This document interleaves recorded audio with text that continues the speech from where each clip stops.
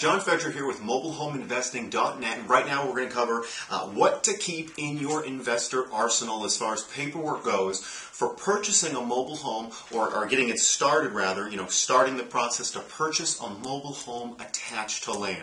Now we did a prior video with a mobile home that was in parks, but this is a mobile home attached to land. They're different animals entirely, so let's go into it right now. Now I keep these manila folders inside of my trunk. I keep them also in my office here, but they're great. And you get these clips up at the top here. I don't know what they're called, but they keep everything in order, and you can put in order how you'd like. I'm going to show you just what I use. Get this out of the way. All right, so the first thing that we come to, and let's go ahead and envision that we're talking to a mobile home seller. They've called us up, or we have called them up. They're advertising their property, whatever it may be. The first thing you have to do is fill out a questionnaire, and this is an acquisition sheet for a mobile home inside of, not inside of a park, mobile home on attached land. Now, if you don't have an acquisition sheet, then go to my website, mobilehomeinvesting.net, sign up there, and we give you a number of free forms, and this is included in there. This is for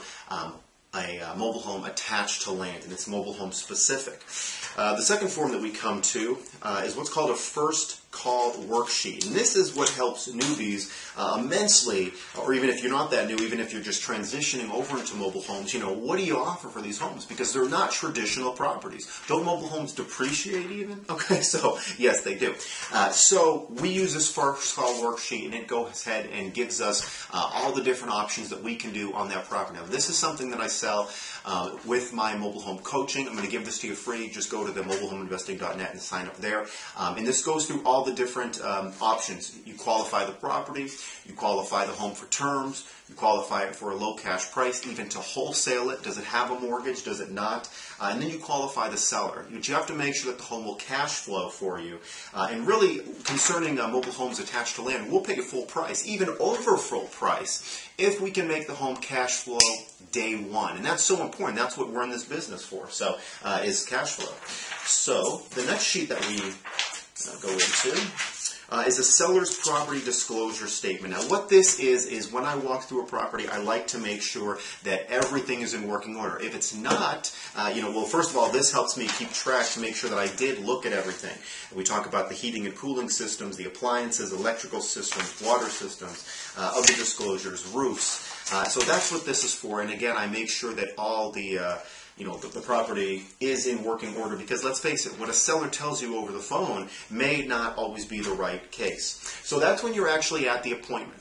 Another form to fill out while you're at that first appointment, let's say that you went ahead and you've already negotiated terms. If you haven't, then you can leave that appointment, call the seller back, and make them a few offers. But let's go ahead and say that you did make them a few offers, and the seller accepted an owner-financed offer, a low all-cash offer, even a subject to the mortgage type offer, maybe with or without any owner financing thrown in there, depending on what they owe on their mortgage. So if they do have a mortgage, and I keep these in all my packages anyway. If there's a mortgage, great. If there's not one, great. That's two. We just won't use them. But this is an authorization to release mortgage information. No bank is going to give you, is going to let the loan holder's information just go to anyone. You can't just call up somebody's bank and say, tell me all about this mortgage. Do they escrow with taxes and insurance? Is it current? How much is the monthly payment? Et cetera, et cetera. This is signed by the seller or the note holder, and it also includes all of the information about the mortgage. That way, when you fax it over to the bank, typically within 24 to 48 hours, they'll get back to you, and then you can find out all the information about that mortgage that you plan on stepping into and continue paying on. So then we fill out the seller's information sheet, and this is for us, and this is also for the title company or the closing attorney. So fill out the seller's information sheet, very important, and then we fill out an assignment of insurance proceeds. Now this is a couple different things. The assignments of insurance proceeds, number one, insurance is paid in advance. So when you go ahead and purchase the home from the seller, they may be getting back some insurance proceeds.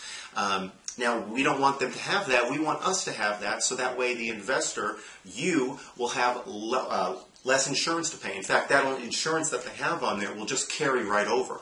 We oftentimes just go ahead and step in as additionally insured, or rather our land trust steps in as additionally insured, or our trustee. The assignment of insurance proceeds also says that if there is a claim made on this property, the seller will not get any of those funds because they're not living in the home anymore. Who will? Your trustee or your trust. And remember, I always recommend doing things in land trusts. That's going to be filled out after all these forms, so we don't have it actually in this group of paperwork, because that's something that can be just filled out at home in about 10 or 15 minutes. If you don't have a land trust, and I highly suggest you get one, we have one, go to mobilehomeinvesting.net. Again, also an escrow agreement. Now, you may have noticed in the mobile home forms in parks, we sign an agreement with the seller saying, listen, you can stay in the property after closing, that's fine. Take a month or a couple weeks and get your property together and then leave. But we don't want to give them all their money, because what could happen? They could take their time and not ever leave the home, and then we'd have to evict them. They could trash the home for some weird reason. Now, this has never happened, but we always make sure to protect our own rear ends, and that's what this sheet does. So again, have this signed with the seller saying that they're going to be out when they say that they're going to be out. And then, of course, we want to get a real estate purchase and sales agreement. This, of course, has a couple escape clauses in it. And then this one particularly has an existing mortgage clause in it, and that's it itemizes all the particulars about the mortgages, the first and the second. It says that you are going to be not paying those off and just stepping in to continue making the payments. Also, if you're catching up any late payments that the sellers have already occurred, then that's something that you want to fill out in the agreement. The mortgage, now this is something that we go ahead and, with the seller, we go ahead and write up a mortgage. Now this is something that many investors don't know about. This is a performance-based mortgage. What this mortgage says, and again, I only want you to use some sort of performance-based mortgage if the market is hot and you're getting this home at a slam dunk price. I mean, like, you are ecstatic by how great you are getting this home at. Like, it's a great deal, but not only that, you're going to be just fast turn it, and you're going to make like $20,000 to $50,000, okay? So in those types of situations, put this performance mortgage on the property immediately. What does this mean? Well, this clouds the title so that your seller can't go around you and sell to somebody else. Because, they may just call you out of the blue and say, I need to sell, please make me an offer. And you're like, okay, well, I'll give you $20,000 for it. And they realize that they could have easily sold it for another $10,000 to like the next caller that they called, or somebody that called them. So long story short, this mortgage performance, it is only affected if the seller sells to somebody else. If they try to sell to somebody else, then they're going to see this mortgage in place, and you're going to get paid $5,000 or $10,000, depending on how much you actually write in there for the mortgage. And again, this is a performance mortgage only if the sellers don't sell to you. If they do, then it wipes away at closing. And then this last form, almost last form, is a property disclosure. I have the seller fill this out themselves. I fill out the first one, and I suggest you do too when you're walking around the home. But when they're filling out all the contracts to go ahead and start the closing procedure, you want to have a property disclosure, and they're going to go ahead and sign it, and they're going to fill out all the particulars about their home, just so you can have this. Now, this is what I like to give, this property disclosure, if I'm wholesaling the property. And the last form that we have, which we wholesale mobile homes occasionally, not that often, but we do. And when we do, we have a wholesale assignment agreement. And all this says is that the contract that you wrote up for, let's say, $20,000, now you're going to sell it to your other investor friend here, or end user, and you're going to sell it to them for $10,000, which makes the total purchase price $30,000. You get $10,000, the investor gets the home, the seller gets their $20,000, everyone is happy. So those are the forms required when you're going to be purchasing a mobile home inside of a park.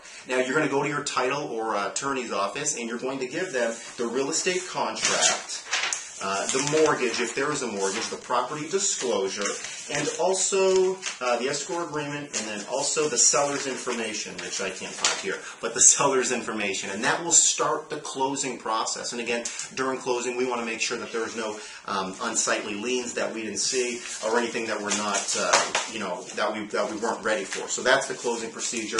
And then we go ahead and close. We always close in a land trust to protect our interests and keep our names and our trustee's name and our LLC's name off of public record. So again, this is a mobile home on some land, I suggest that you keep these manila folders with you at all times in your car, in your vehicle, and in your office. My name is John Fedro. If you have any questions, go to mobilehomeinvesting.net. Take care, guys. Happy investing. Bye.